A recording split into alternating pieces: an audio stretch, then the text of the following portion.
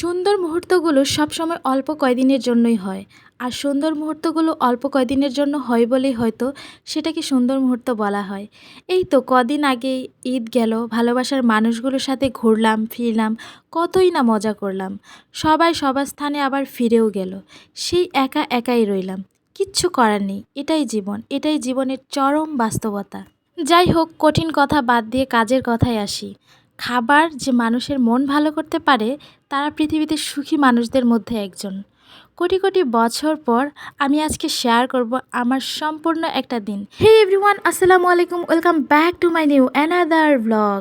অনেক দিন পর আপনাদের সাথে বাসার কাটানো একটা ডেইলি ব্লগ নিয়ে চলে এসেছি। আশা করছি পুরোটা ব্লগ আপনারা অনেক বেশি এনজয় করবেন আর আমার সাথেই থাকবেন। সকাল সকাল পেট ঠান্ডা করার একটা নাস্তা নিয়ে চলে এসেছি, কারণ আজকে অনেক বেশি গরম পড়েছে। তো ভাবলাম যে আজে বাজে কোনো কিছু খাবো না, পেটটা যেন ঠিক থাকে আর পেটের ভিতরে খাবারটা গেলে যেন একটু শান্তি অনুভব হয়, কোনো প্রকার কোনো গ্যাসে প্রবলেম না করে, সেরকম একটা খাবার নিয়ে এসেছি, এই দই চিড়া। এই দই চিড়াটা খেতে আমার কাছে আজকে ভালোই লেগেছে। এর আগে অনেক দিন আমি গ্যাপ দেওয়ার পরে আজকে খেয়েছি, তো আজকে আমার কাছে বেশ ভালো লেগেছে। এটা ছিল আমার সকালের নাস্তা। তারপর কিছু বাজার নিয়ে আসা হয়েছিল, সেগুলো বের করছিলাম, যেহেতু ঈদ চলে গিয়েছে আর অনেক বাজার শেষ হয়ে গেছে। ভাবলাম যে এগুলা নিয়ে আসতে বলি, তো নিয়ে আসুক। তো নুডলস শেষ হয়ে গিয়েছিল, বিরিয়ানি তেহেরির মশলা এগুলাও শেষ হয়ে গিয়েছিল। আর এই সেমাইটা, লাচ্ছা সেমাইটা আমরা সবসময়ই খাই, যার কারণে এই সেমাইটা আবারও আনতে বলেছিলাম। ঈদে খেয়েছি, ভালো লেগেছে। সব বাজারগুলো আমি গুছিয়ে নিচ্ছি। তো এখানে চিনি নিয়ে আসা হয়েছিল, যদিও বাসায় চিনি ছিল, তারপরেও আনা হয়েছিল, তো ভাবলাম যে রেখে দেই। আর বাসায় শেষ হয়ে গিয়েছিল হচ্ছে হলুদের গুঁড়া, তো এখানে হলুদের গুঁড়া আনা হয়েছিল, তো সেটাও জায়গা মতো রেখে দিলাম। আর আমার হাজব্যান্ডকে বলেছিলাম কিছু সবজি নিয়ে আসার জন্য, কারণ ঈদে মাংস খেতে খেতে একদম অবস্থা খারাপ। তো এই জন্য সবজি আনতে বলেছি বলে এক ব্যাগ সবজি আনা হয়েছে। দুইজন মানুষ এই সবজি খেতে খেতে পচেই যাবে, কিচ্ছু করার নেই। যাই হোক, এনেছে, এখন আর কি করার। তো ভেবেছি যে টমেটোটা অনেক বেশি পরিমাণে আনা হয়েছে, গাজর আর টমেটো, এগুলো ফ্রোজেন করতে হবে কিছু, না হলে নষ্ট হয়ে যাবে। আর প্রথমত আমি এদিক দিয়ে ডাল বসিয়ে নিচ্ছি। আজকে একদম সিম্পল খাবার খাবো, মাছ মাংস খেতে খেতে একদমই মুখে অরুচি হয়ে গেছে। আর এখানে কিছু টমেটো আমি নিয়ে নিয়েছি, এগুলো আমি ফ্রোজেন করব, না হলে টমেটো 2-3 দিন পরে একদমই নষ্ট হয়ে যায় নর্মালে রাখার পরে।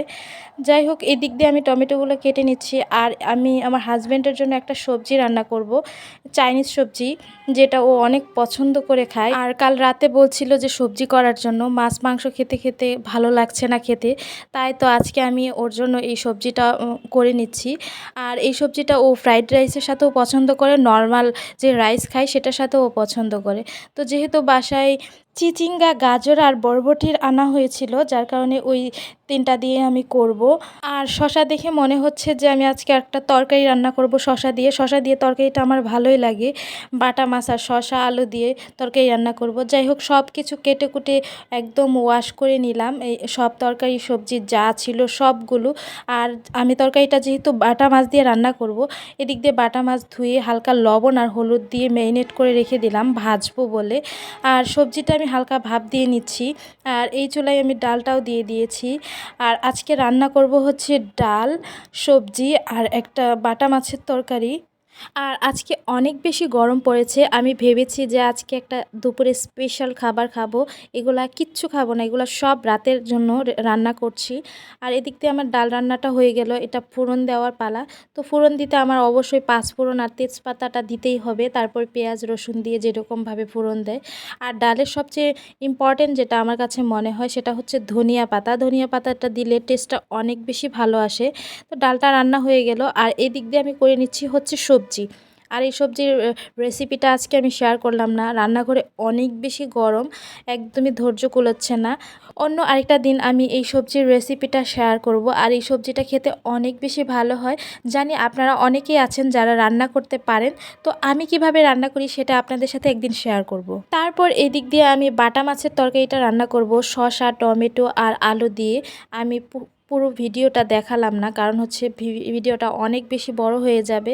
তো এটাই ছিল তরকারির ফাইনাল লুক। কেমন হয়েছে জানাবেন। আর আমি যেহেতু দুপুরে এসব কিচ্ছু খাবো না, আর এই জন্য আমি এখানে আলু ভর্তা বানিয়ে নিচ্ছি। আর একদম ঝাল ঝাল করে আলু ভর্তাটা বানানো হচ্ছে। এর সাথে আমি পান্তা ভাত, গরুর মাংস, এটা দিয়ে আমি এই দুপুরের খাবারটা খাবো। আমার মতো কে কে আছেন বলেন তো, পান্তা ভাত, তারপরে আলু ভর্তা, গরুর মাংস এগুলো দিয়ে খেতে পছন্দ করেন? তো আমি লাস্ট কবে খেয়েছি আমার মনে নেই।